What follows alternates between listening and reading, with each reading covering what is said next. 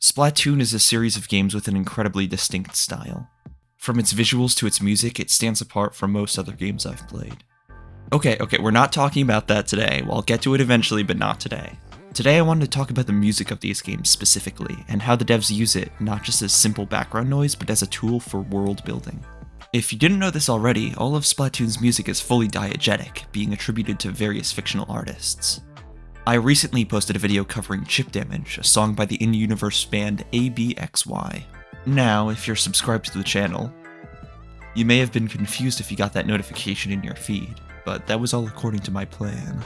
In order to get a better understanding of Splatoon's music, I wanted to learn one of the game's songs. I decided on Chip Damage pretty much just because I think it's neat, and also I have an unhealthy obsession with Game Boy tech, so when I saw the Game Boys on the album cover I knew it had to be that song. Effectively, my cover of Chip Damage was my research for this video, but I figured I'd post it anyway since I had to learn every part. The only exception was the drum part, which I had my brother play since I don't know how to play drums.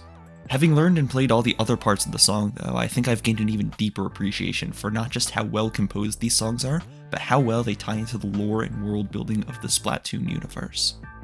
To explain myself a bit here, I'll go through each of the ABXY band members one by one and talk about their parts in Chip Damage.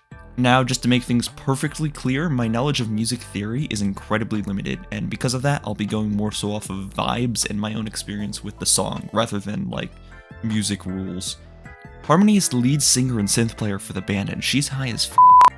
She's described as having a lack of motivation to practice with the band, and it's reflected quite well in the music. Harmony's parts in Chip Damage are pretty simple compared to the rest of the members. The synth throughout most of the song accents the music with short spurts of 4 to 8 notes. The only other synth part she has is the solo during the climax, which itself is pretty simple, but it's definitely one of the more exciting parts to play. Orion, the band's bassist and composer, probably gave her that solo in an attempt to get her more motivated for practice. It's exciting and central to the piece, even if it is technically simple.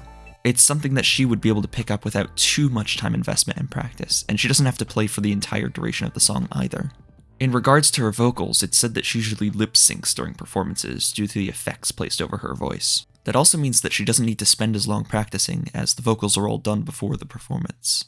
It's all just super well reflective of her characterization. Next up, as briefly mentioned in Harmony section, we have Orion, Chirpy Chip's bassist and composer. He's described as shy, not wanting to stand out much, and that's reflected in his parts as well.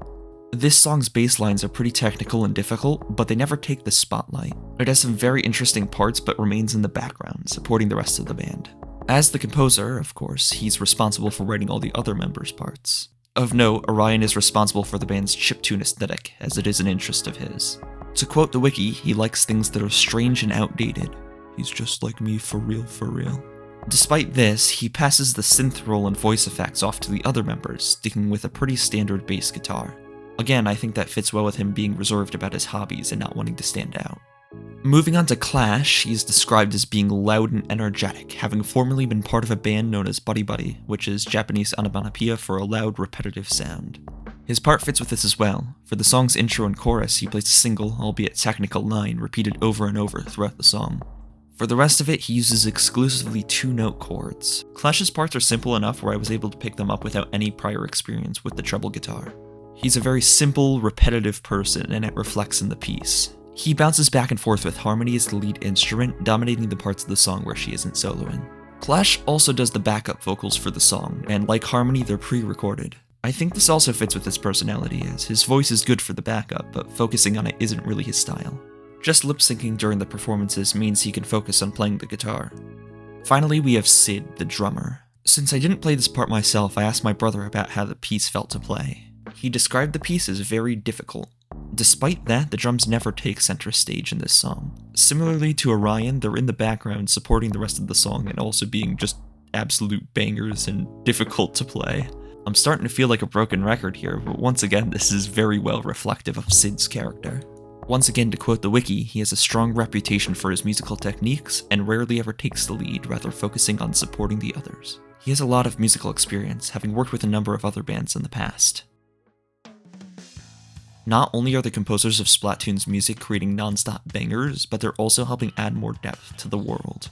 They aren't just making music, they're actively considering the members of the world's various bands and composing music in character. Just to prove that they don't make the music then attribute it to an artist in most cases, there are interviews with the singers talking about how they were auditioning and given characters. There are some cases, such as Pearl and Marina's voice actors looking eerily similar to their in-game characters, but we know for a fact that those characters were designed and written before the auditions were held. That's all to say that the composers are not just making songs and picking the artists after, but deliberately composing as in-universe characters. It's honestly just on another level. I'm convinced these guys are absolute geniuses. These songs are able to enhance the world building on every level. Despite their variety of genre, they manage to fit in well together. The songs themselves match perfectly with their bands, and it all just comes together to flesh out the Splatoon universe's culture in a way I've never seen before in any other piece of media. That's all for this video though, thank you for watching. If you somehow found this video through the recommended and haven't seen my cover yet, please check it out. Also subscribe to my channel and like the video and comment. Thank you, goodbye.